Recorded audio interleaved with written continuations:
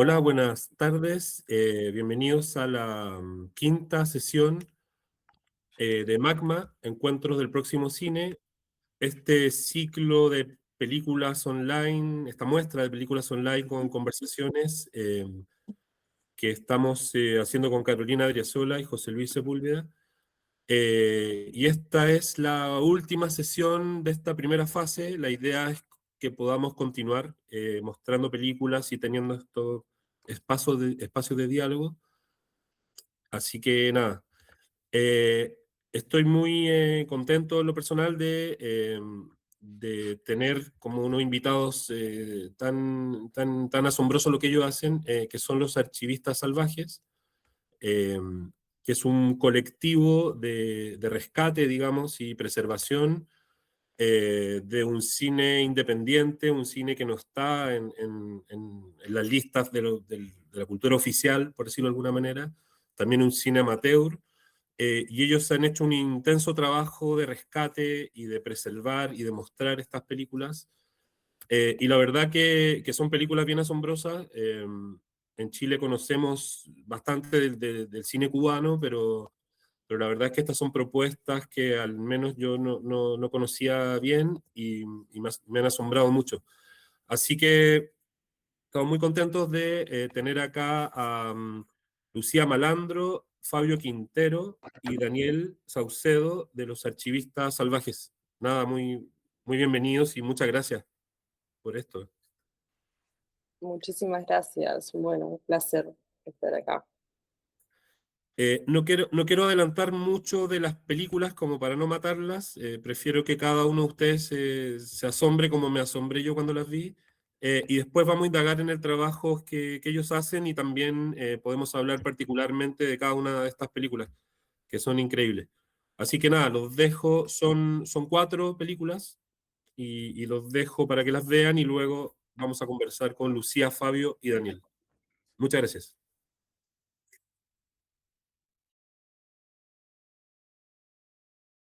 Hola, hola. Bueno, muchas gracias. Fue un honor ver esta selección de películas rescatadas por los archivistas salvajes de Cuba.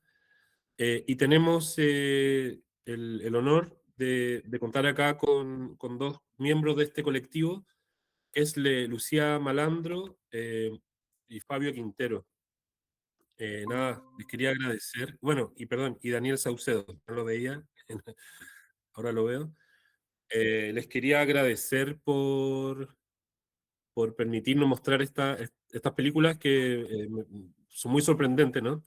Y antes de entrar de lleno en las películas, les quería preguntar cómo nace el colectivo y cuál fue la necesidad de que se formara. Mm, bueno, si quieres arranco yo, Fabio. No sé si Dani está conectado. Bueno, Em, bueno, un poco es cómo nace de casualidad o de, bueno, no de casualidad, no sé. Justo estábamos cuatro personas como investigando lo mismo. Ay, perdón que tengo que hablar bajo. Acá son las 2 de la mañana. Y hay una persona durmiendo ahí que me está pidiendo que hable bajo. Y yo me emociono y empiezo a gritar. Bueno, y eso justo, voy a hablar desde mi lugar y después Fabio hablará ahí. Dani y yo íbamos caminando ahí por Ciudad Vieja y justo pasábamos por una volqueta, una volqueta de basura, y nos encontramos con un montón de reels de películas de 16 milímetros que estaban tiradas. Había un cine cerca, a unas cuadras, y eh, se había desarmado el cine y habían tirado esas películas. Y entonces las agarramos sin saber mucho qué hacer y las llevamos a la casa de Dani, del padre de Dani, que vivía a unas cuadras en La Habana Vieja, y ahí empezamos a inspeccionarla. Y Josué Gómez, que era otro integrante que fundó también el colectivo, eh, también había hecho lo mismo en Caibarien, o sea, había encontrado también en la basura un montón de películas de 16 milímetros y de 8 milímetros de un un cine que también habían desmantelado. Y bueno, entonces empezamos a juntarnos. Y paralelamente, Fabio, en su pueblo de Jucal, que bueno, eso, Fabio, podrás contarlo vos que estás acá, también había empezado esta investigación. Y ahí como que de casualidad eso fue un poco que nos encontramos los cuatro y empezamos a ver esta investigación y fuimos a San Sebastián a hacer un máster de archivo y ahí vimos que estas películas, que claro, en su momento no sabíamos de dónde eran, qué eran estas imágenes, empezamos a verlas en las moviolas de la escuela de cine de allá de la ICTV, pero no sabíamos a qué pertenecían. Claramente eran películas, habían películas de ficción, documentales, había algo atrás, pero nadie las conocía, esas películas, ni los autores, ni nada, y bueno, empezamos la investigación y ahí descubrimos que había un movimiento enorme de cine amateur cubano que estaba totalmente desaparecido en Cuba, que no había casi registro de nada, y entonces decidimos crear el archivo. Fabio y Dani, si quieren agregar algo, Ujú. bueno, Bueno, entiendo que tienen una colección, ¿no? Que se llama, digo, un proyecto que se llama Los Subterráneos, me imagino que este rescate y lo van ampliando. No sé si me pueden contar. Me imagino que nace en ese momento, ya nace esta idea, ¿no? Pues, ¿quieres hablar, Fabio? Hablo yo. Bueno, pues los subterráneos es un poco una manera que encontramos pues para dividir el colectivo de lo que es, bueno, el archivo. Nosotros, bueno, empezamos a recopilar en un principio materiales muy diversos. Por ejemplo, en los subterráneos, la idea es que sea el archivo del cine independiente y amateur cubano, ¿no? Después han aparecido materiales que no cumplen precisamente con esa política de archivo, pero que también sentimos la necesidad de, obviamente, de preservarlos, de rescatarlos y un poco para delimitar pues el alcance de ese archivo en concreto. Bueno, creamos Los Subterráneos, que actualmente es un fondo de más de 500 películas que también contiene guiones inéditos, fotografías, textos, entrevistas realizadas por nosotros y por otras personas que eh, engloban, digamos, de alguna manera lo que fue el movimiento del cine independiente cubano y el cine amateur cubano entre el año 1953, que es la primera película que tenemos en nuestro archivo, hasta, bueno, el año más o menos principio de la década del 2000, aunque realmente hemos añadido con el tiempo películas más contemporáneas, ¿no? Por algunas razones. Está buenísimo. Eh, bueno, todas las películas son muy distintas, son distintas propuestas, son de distintas épocas también, pero lo que quizás podríamos ver en común es que hay como nociones muy contemporáneas del cine, hay experimentación y también siento que hay influencias culturales que me imagino que en el momento y en el contexto no han parecido modernas, ¿no? Aparece también por ahí Superman, hay como una apertura hacia algo más pop que me imagino que contrastaba con la cultura oficial de ese momento. Hay, no sé, creo no sé, a John Waters le gustaría mucho eh, la tísica, por ejemplo. Entonces, siento que hay una influencia como del underground, como algo más pop, y me parece muy interesante que esto exista, ¿no? ¿Qué pasó cuando ustedes contactaron a los directores? ¿Cómo fue esa profundización en estas películas? Conocer a los directores y ir conociendo un poco más de estos trabajos. Ellos como qué postura tenían frente a la cultura oficial o frente al sistema del cine. Sí, sí, sí, como decías, Andrés, son muy distintas cada una de las películas. Quizás pudiéramos empezar por La Tísica, Ujú. que es una película realizada por personas que luego, cineastas importantes del ICAIC, ¿no?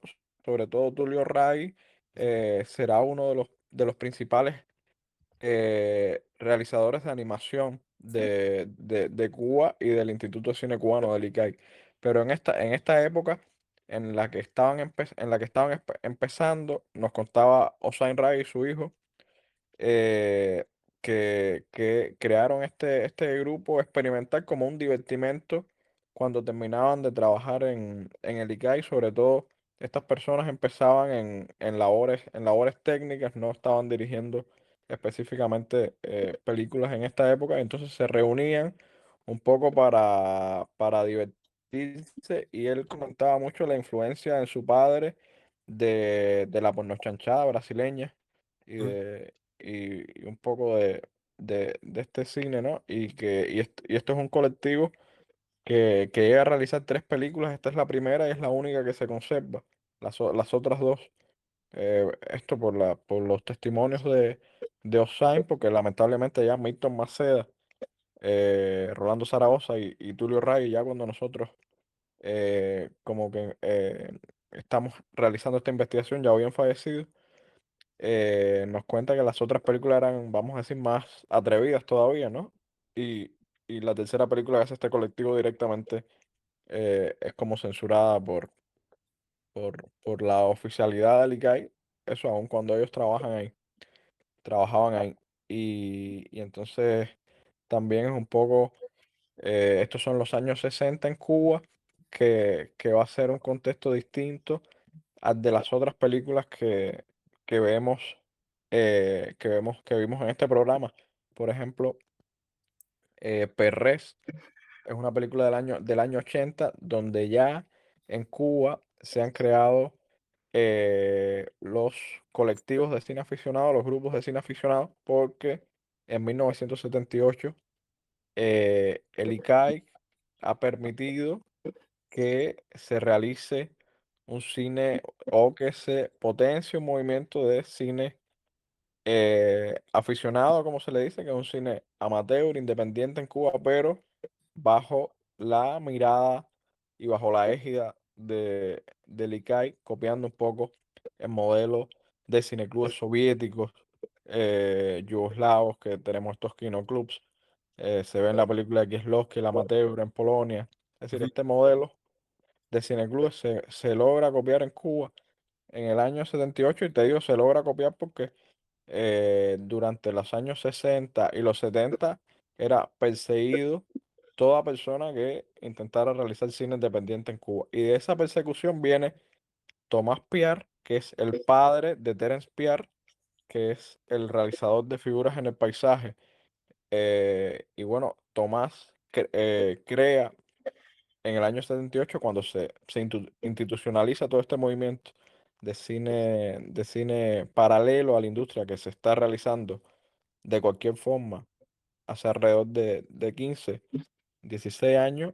Tomás crea el Cineclub Sigma. Y en este Cineclub Sigma está Armando Pintado, que es un doctor, que es un aficionado a la fotografía. De hecho, es un Pintado falleció hace unos años y tiene una obra fotográfica enorme y muy, muy interesante, que debería ser estudiada en, en un presente o un futuro muy cercano en Cuba. Y entonces, esto Pintado lamentablemente también había fallecido cuando nosotros comenzamos esta investigación. Pero bueno, esto Pintado se integra al Cineclub Sigma y realiza esta película, Perrés, que también este humor negro, esta sátira, esto como que también luce un poco distinto a lo que está haciendo el cine oficial, sobre todo en los años 70 e inicio de los 80, cuando se hace esta película. Y finalmente Manuel Marcel, que hablábamos al inicio, eh, de que había fallecido en julio pasado en Valencia de un infarto. Marcel es otra persona que se integra al Cineclub Sigma de Pierre, porque este es el cineclub donde, o es el grupo de cine donde se está potenciando lo que sería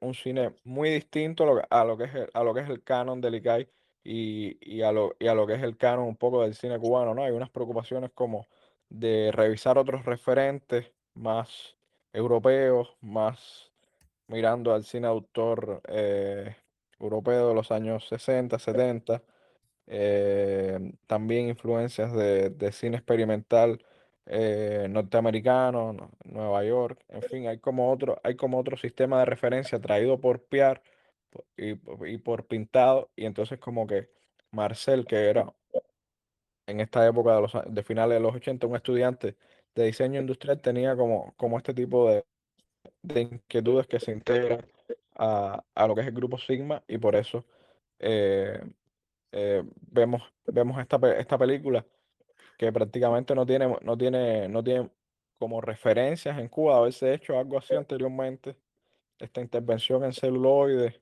Ujú, este tipo de gestos que quizás es muy común en otros autores, en otros cines desde quizás antes, ¿no? Años 60, 70, bueno, incluso antes, bueno, precisamente por eso se llama a Norman McLaren, ¿no? Porque eh, la, la referencia está ahí y no en nada que se haya hecho quizás en Cuba, ¿no? Y por eso es una película tan sorprendente y que está un poco también a tono con el momento de cambio que hay o de intento de cambio que hay en Cuba, ujú, año 90, año 89, 90, 91, que también hay una pujanza de autores que están estudiando en la Escuela de Cine de San Antonio, en este movimiento de cineclubes, perdón, ujú, en otros también movimientos de cine independiente que están queriendo como ser algo más vanguardista y mucho más vanguardista de lo que se estaba haciendo en esa época, indudablemente en el ICAIC, ¿no? Entonces, por ahí yo creo que viene un poco esto que estamos viendo, que creo que es una buena muestra de eso, como bien decías, de otras ujú, formas, ¿no? De hacer cine en Cuba.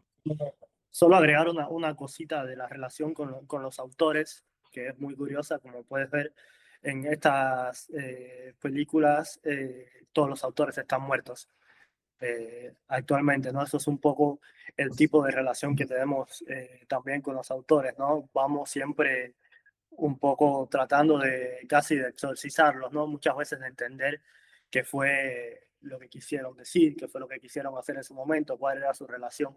Esta pregunta que nos hiciste tú de cuál era su relación pues con el Estado, con el cine cubano, eso es una pregunta que casi nosotros tenemos que hacérsela a sus películas, ¿no? Más que a ellos, porque casi nunca pues los encontramos. Es un cine que parece estar maldito porque, por ejemplo, él o el propio Terrence Piar murieron muy jóvenes. Terrence Piar murió a los 30 años, ¿no? ujú. Es un cine que está maldito desde el principio al fin. Las películas no se ven, los autores tienen finales bastante trágicos y un poco nosotros hemos sido nuestro diálogo con ellos ha sido casi un exorcismo, ¿no? Siempre tratando de entender en qué contexto fueron producidas esa película, cuál era el diálogo que tenía con la cultura de su época y bueno, y cómo recolocarla en el mapa pues del cine y la cultura cubana, que al final es nuestra función con este trabajo final, ¿no? Tratar de reincorporar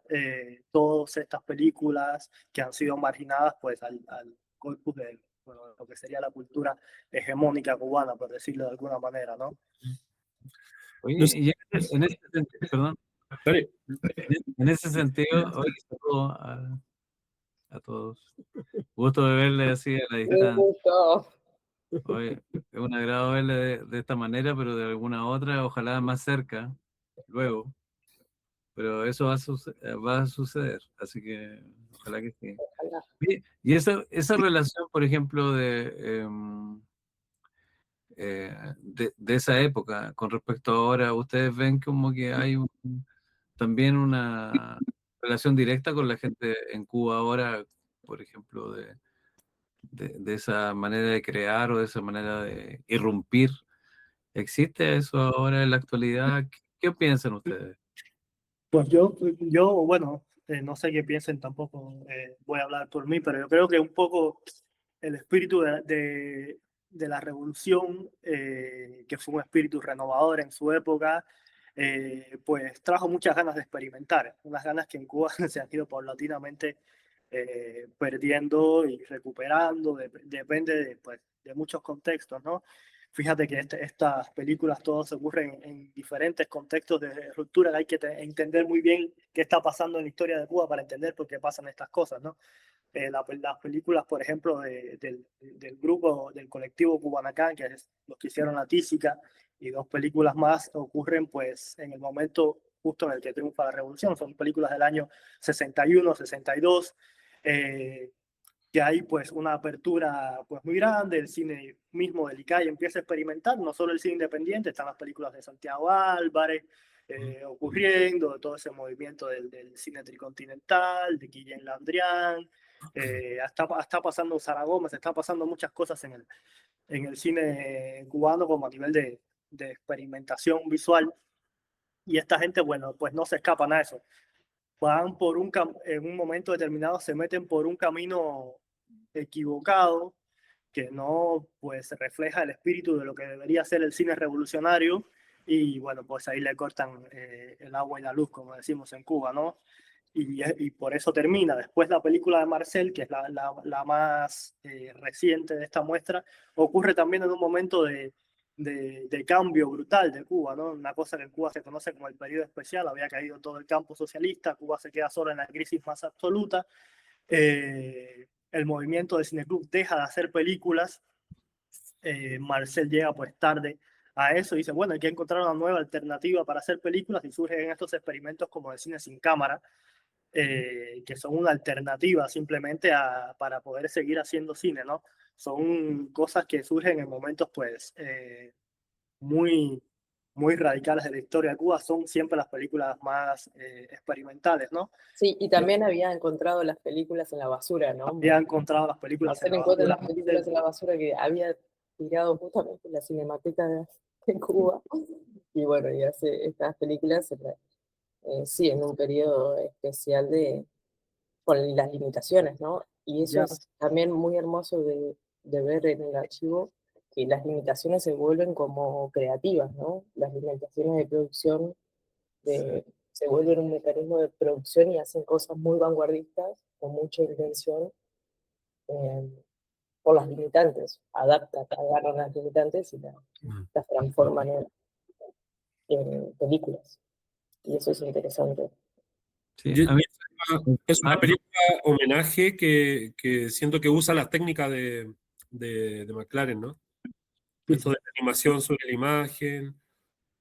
Pienso también en otros directores como Arthur Lipset, que cercano a McLaren, que trabajaban también con material encontrado en la basura. Hay algo interesante. Les quiero preguntar, ustedes me contaron que figura en El Paisaje, que me parece una película muy enigmática, como, es interesante como una ciencia ficción de bajo presupuesto, que me parece que por ahí Alphaville de Godard, ¿no? Como que por ahí iluminan el camino. Pero ustedes me contaron que fue un niño que la hizo muy, siendo un niño, ¿no? No sé si me pueden contar un poco más de eso. Sí, eso la dirige Terence Piar, que es el hijo de Tomás Piar, que es el líder de este cineclub Sigma.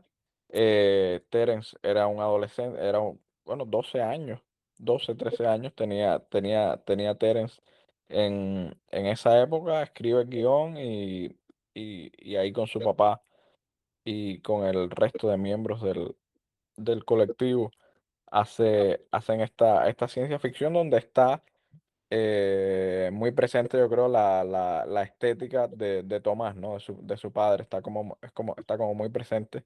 Lamentablemente, las películas que hizo Tomás Piar con el Cineclub Sigma, la mayoría fueron destruidas por él mismo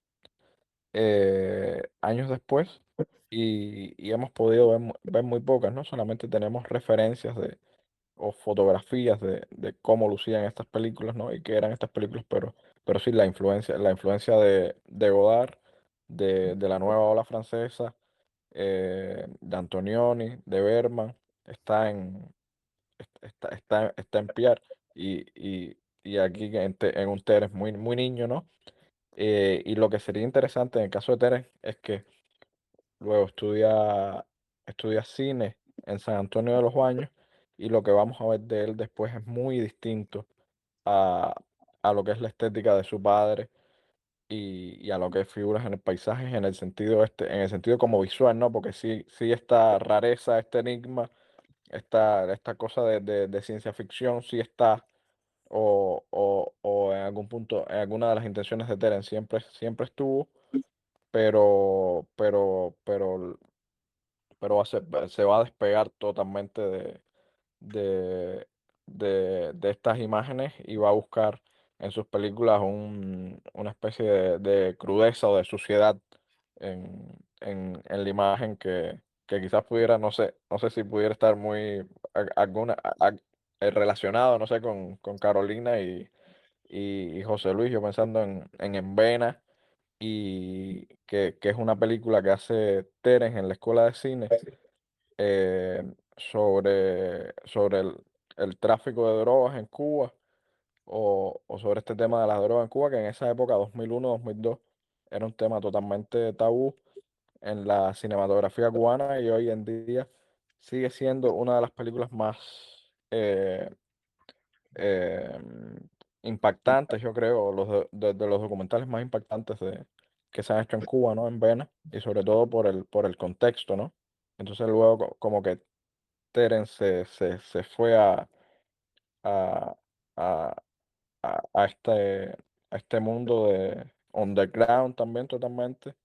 Hace después un cortometraje de ficción que se llama Bajo Habana, también con este tema del tráfico de drogas en La Habana Vieja, y bueno, fallece justo cuando iba a filmar su primer largometraje, Accidente, en, en Islas Canarias, ¿no? Entonces como que yo creo que es otro de los cineastas malditos cubanos, como decía Daniel en algún punto, y que sería como muy interesante como analizar un poco su breve recorrido, pero interesante, ¿no? Siendo un niño haciendo esta película, a luego lo que hace después cuando logra estudiar cine y cuando logra eh, desarrollar otro tipo de ideas y de obsesiones que también eran muy rupturistas para la época, sobre todo en temática y en estética también, pero cómo también logra despegarse de su padre, ¿no? Totalmente, en las intenciones que tenía para con el cine. Sí, eso yo encuentro que es muy interesante cómo se empiezan a despegar de esa idea anterior de la creación cubana cinematográfica, por así decirlo, y después eh, empiezan a gesticular con esta realidad presente, que eso es muy interesante en términos simbólicos, lo que tiene la experimentación cubana, pienso yo, que es un referente igual para Latinoamérica, lo que también estamos haciendo hasta el día de hoy. Y en ese sentido, ¿cómo lo ven ustedes? Eh, ¿Existe esa relación, por ejemplo, cuando ustedes muestran sus muestras como archivistas y todo lo demás, en relación con los cineastas actuales y todo eso? ¿Cómo lo ven? Yo Pues, creo, yo creo, yo creo que sí hay que algunos de los cineastas actuales cubanos, por ejemplo, sí han buscado o fueron ellos también uno de los primeros descubridores, por ejemplo, redescubridores de Manuel Marcel. Es decir, hay una nueva generación de cine cubano en la que se inserta también Daniel y Lucía Malandro, aunque Lucía es uruguaya, pero bueno, también forma parte de este cuerpo audiovisual cubano que sí es una nueva generación de cineastas que sí encontró fuertes referencias fuertes asideros en lo que hacían, sobre todo a finales de los 80, principios de los 90, personas como Manuel Marcel, como quizás Juan Carlos Piñuca Cremata, Villaverde. claro, también Miñuca, mucho antes, es decir, que, que, que yo creo que también pasó un poco con Nicolás Guillén Landés para una generación anterior, ¿no? Incluso es como que Sí. aunque no habían visto sus películas, aunque solo eran vagas referencias, había como una suerte de presencia ahí o de magnetismo que estaba como empujando o estaba influyendo de una manera misteriosa a otras generaciones de cineastas cubanos. Yo creo que eso ha pasado sobre todo en el caso de, de esta nueva generación de cineastas cubanos, yo creo que sí se pueden ver como estos gestos en Marcel y el tema también del cine cubano independiente es que es un cine que se está haciendo prácticamente ahora desde la diáspora, ¿no? Que no se está haciendo en Cuba o está siendo muy difícil filmarse en Cuba, ¿no? Entonces, cómo encontrar maneras de, con las limitaciones, ya no solo materiales, sino limitaciones geográficas, digamos, de alguna manera, como también contar Cuba o contarlo, simplemente lo que quieren eh, decir, ¿no? Expresar. Y yo creo que, m- que mirar esto a cineastas como los del Cineclub Sigma o los de otros grupos de cine aficionados, sí creo que es interesante y y ya estaba pasando de alguna manera. Yo, Yo creo que por ahí pueden ser las conexiones, también estas limitaciones de, de recursos de todo tipo y también las limitaciones de Cuba ahora mismo como una nación o un poco de la isla que es muy difícil habitar, ¿no? Entonces, como rehabilitar esa isla desde la creación, desde la recuperación de imágenes, desde recuperar también eh, formas de hacer del pasado que puedan como traspolarse ahora a a lo que los cineastas intentan un poco realizar, ¿no? yo creo que sobre todo las personas que empezamos a hacer cine, pues en los últimos 10 años, quizás 15 más, como una generación anterior a la de Lucía y la mía, los referentes como que había en el cine cubano eran como demasiado distantes. Los referentes, digamos, hegemónicos del cine cubano, estamos hablando de estas películas, obras cumbres del cine latinoamericano, tipo Lucía, Memorias del Subdesarrollo, todo ese tipo de películas que nos parecen absolutamente espectaculares, son pues milagros del cine latinoamericano, pero eran cosas que no nos parecía que nosotros podíamos emular, ni eran referentes estéticos que nosotros pues, nos sentíamos identificados, ¿no? Y de repente descubrir que hay un, un grupo de gente que se parece más a nosotros, ¿no? Espiritual, estética, productivamente, fue como muy lindo, ¿no? Fue como un amigo que es un cineasta cubano fabuloso que se llama Rafa Ramírez, también muy experimental, dijo que era como, una vez nos dijo que era como escuchar la lejana voz de un camarada en el desierto de Borodino, ¿no? Me dijo una cosa así una vez que era muy linda, y es como eso, ¿no? Cada vez descubrir un cineasta o una cineasta de estas es como escuchar la lejana voz de un camarada pues en un desierto, ¿no? Es como, wow, esto existe pues una contracultura cubana que intentó, bueno, pues romper cánones, barreras, experimentar y, bueno, tener un lenguaje propio más allá, obviamente, de las limitaciones y las imposiciones de los contextos políticos de Cuba. Digo contextos en plural, porque aunque parece que es un solo contexto de 68 años, ha cambiado muchísimo a lo largo pues de la historia, ¿no? Y estas personas les ha tocado, pues en todos esos contextos, producir desde la limitación, de la limitación material, sin limitarse estéticamente ni creativamente, y eso, bueno, creo que es la cosa que más ha influenciado pues, a la nueva generación de cineastas cubanos que les ha tocado producir desde circunstancias pues, similares, ¿no? A las de ellos. Una pregunta, ¿los subterráneos hasta dónde llega? ¿Incluyen, por ejemplo, cosas que se estén haciendo actualmente o recientes? Nosotros realmente nos pusimos una limitación que era abarcar los soportes fotoquímicos y magnéticos. Ujú. O sea, cosas que más riesgo corrían de desaparecer, que habría como más urgencia de rescatar, por una limitación también material concreta de nuestro colectivo, ¿no? Que no lo puede abarcar y decidimos, bueno, sacar el cine digital. Actualmente se sigue haciendo cine amateur en Cuba, se sigue haciendo cine independiente y hay mucho de ese cine que está amenazado. No es que el cine digital no esté amenazado, está amenazado por muchas cosas. Pero la premisa pues nuestra era primero intentar rescatar esos soportes que por la obsolescencia programada de las tecnologías sabemos que son las cosas que más propensas son de desaparecer y ese es el marco que tenemos.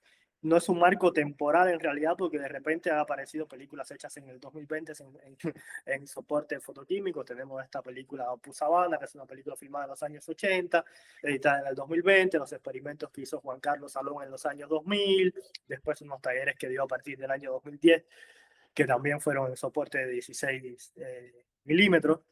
Y bueno, esas cosas han ido entrando, aunque originalmente el marco temporal pretendía ser los 90, ¿no? Digamos, el fin de la era fotoquímica estoy hablando como unos términos que a lo mejor son como extraños, ¿no? El fin del rollo de 16 milímetros y el Super 8 y el inicio de los casetes de todo tipo. Pero bueno, se ha expandido por algunas razones estéticas, algunos realizadores cubanos que han continuado pues su obra en ese tipo de soportes y eso los hemos ido incorporando atemporalmente al archivo. Buenísimo.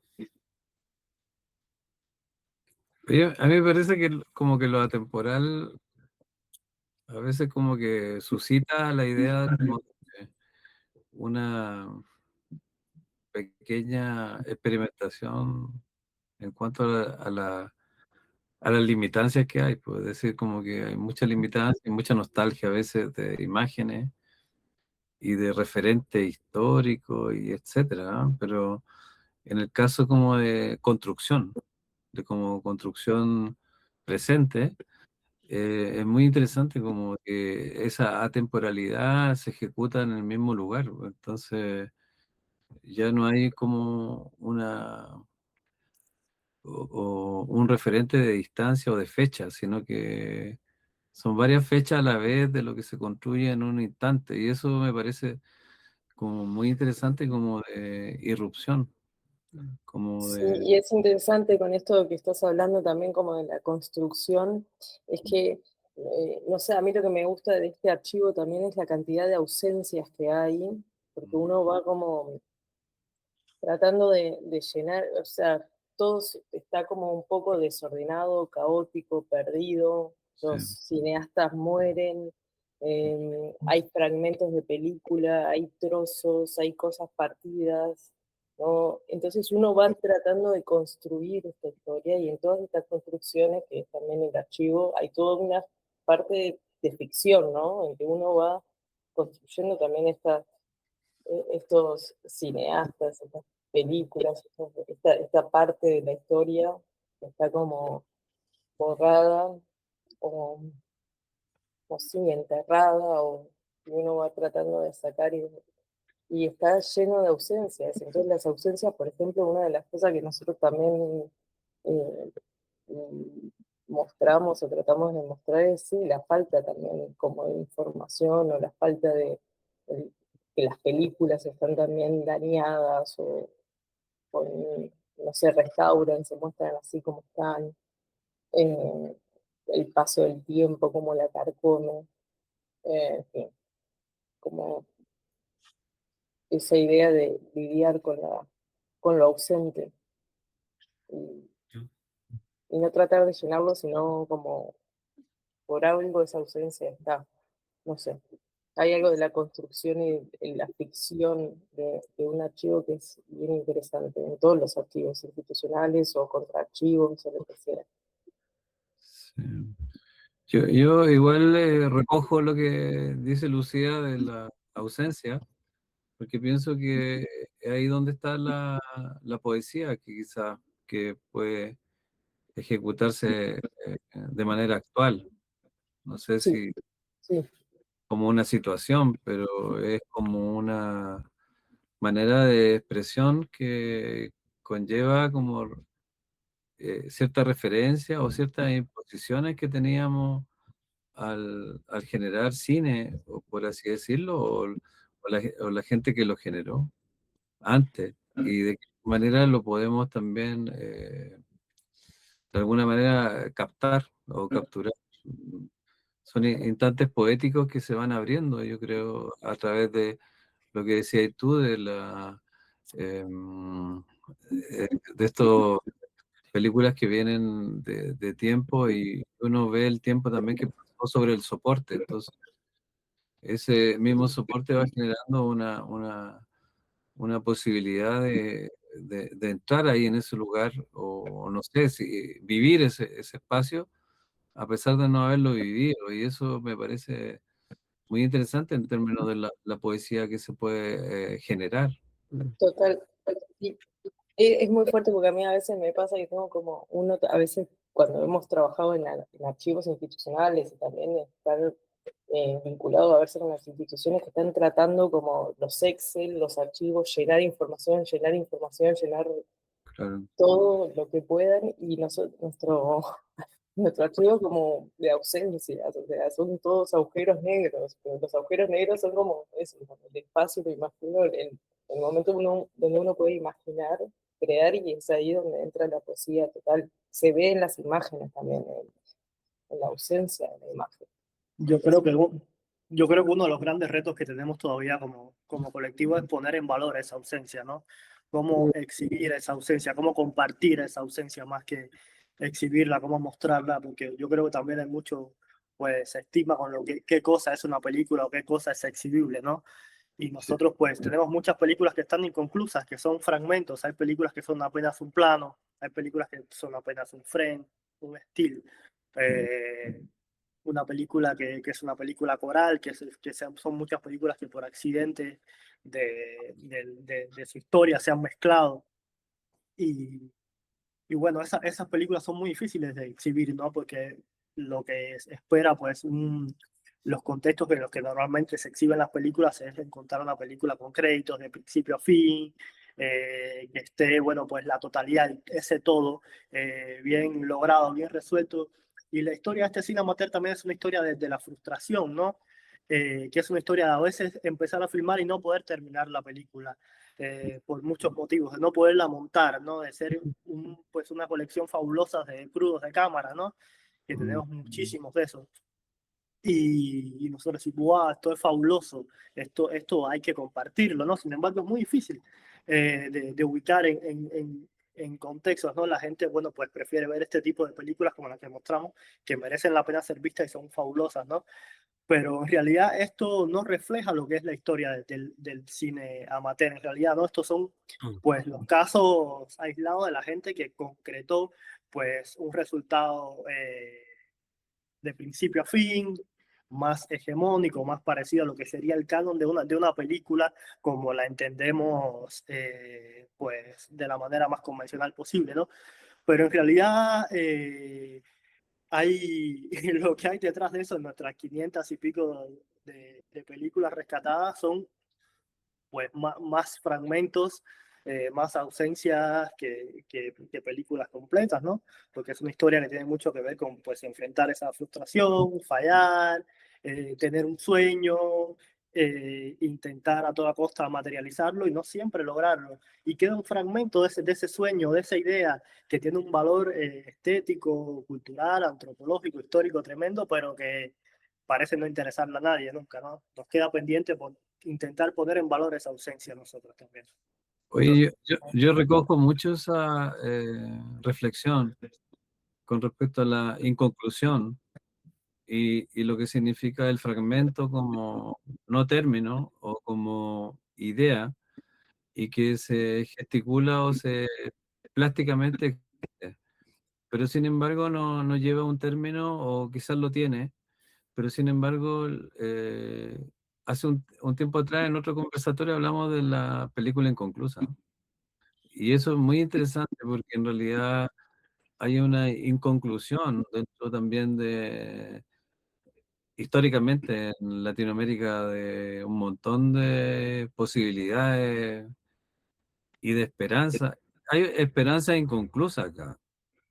Y siempre hemos visto que en nuestra historia ha sido así. Entonces, es muy interesante el trabajo de la inconclusión del fragmento, porque en realidad puede conllevar a una partida, a una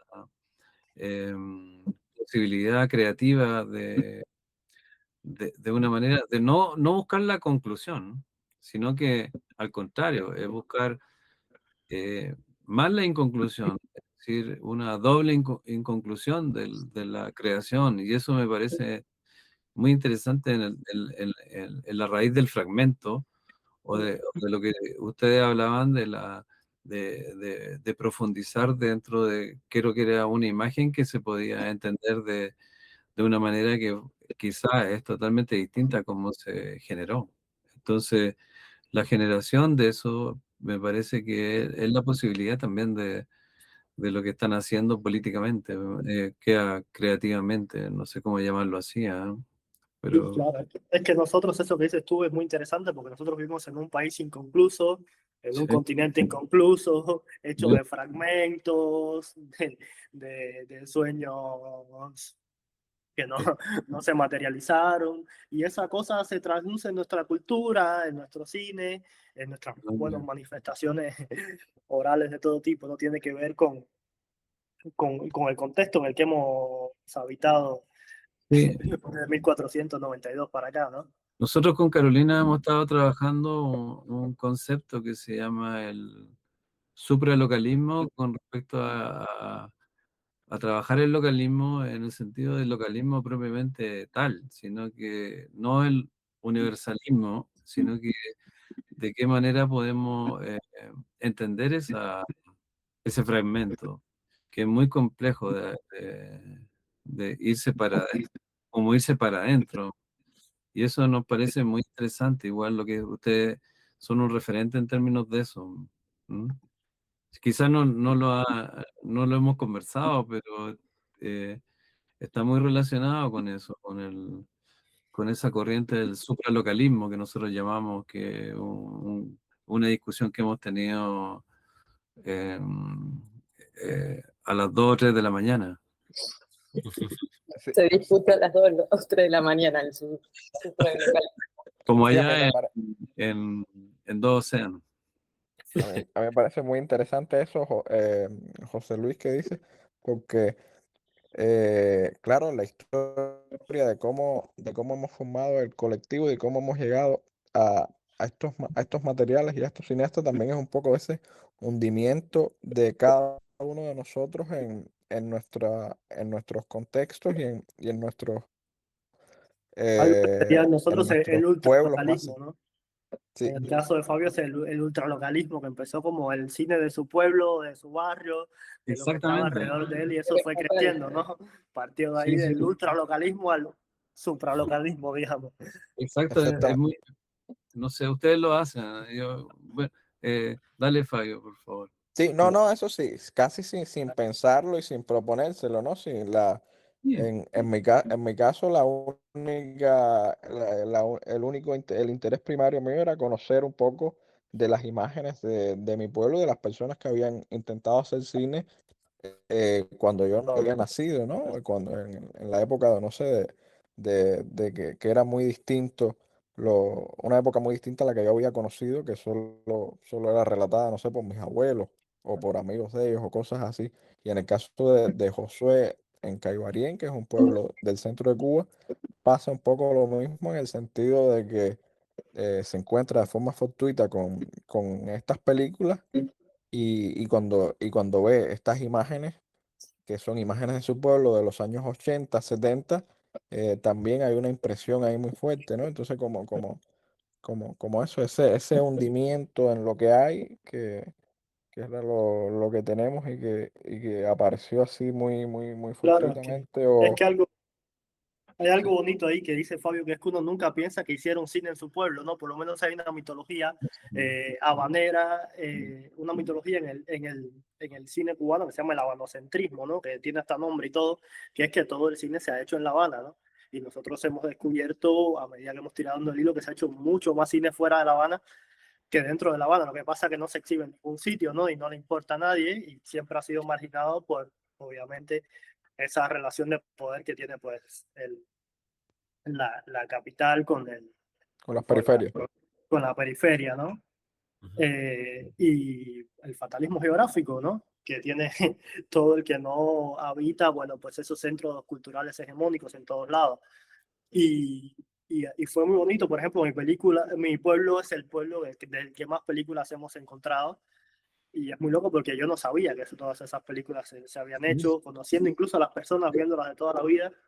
De repente, bueno, hay 300 películas que se hicieron ahí y se te explota la cabeza y te cómo puede haberse hecho 300 películas en el pueblo donde yo nací hay tantas imágenes de este lugar a lo largo de la historia y uno que ha estudiado cine, que siempre estaba pues, en el mundo del cine. Yo ya no te cuento de otras personas que no tienen nada que ver, una persona que siempre ha estado interesado pues, por el cine, por eso no lo sabía. O sea, también es una cosa que ha sido marginada con tanto éxito.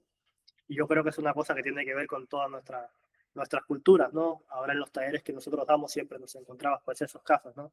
Gente que encuentra un grupo de películas hechas en su pueblo, en Argentina, en Brasil, en México, nos ha pasado que gente que tiene archivos, fondos fabulosos en Perú, que son de su pueblo y de repente, bueno, se les explota la cabeza, ¿no? Porque dicen, wow. Pues en mi pueblo hubo un movimiento cultural, cinematográfico, del que yo no tenía ni la más mínima idea, ¿no? Ujú. Y Y yo esto creo que eso es interesante. renueva un poco la fe en el cine, ¿no? Porque pareciera que estuviese todo la historia tan cerrada y la verdad que el cine es un arte fantasmal, porque si uno mira el cine silente, lo que conocemos es una parte, un porcentaje muy mínimo de todo lo que se hizo. Pero está bueno tener esa esperanza también de la búsqueda, ¿no? Del encuentro, de poder llenar esta ausencia. Así que nada, Hoy hace frío acá en todo sí, caso.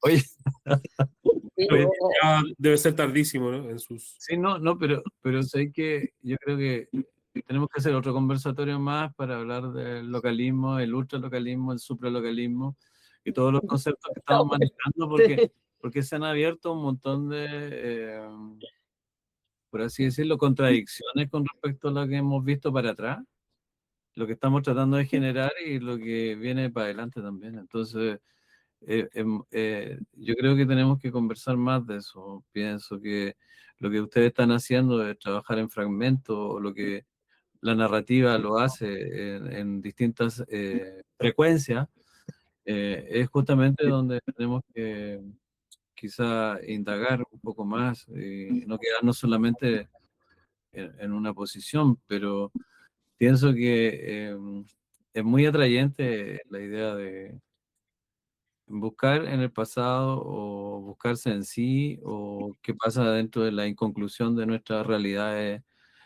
tanto latinoamericanas como ya mundiales o lo que se quiera llamar. ¿Mm?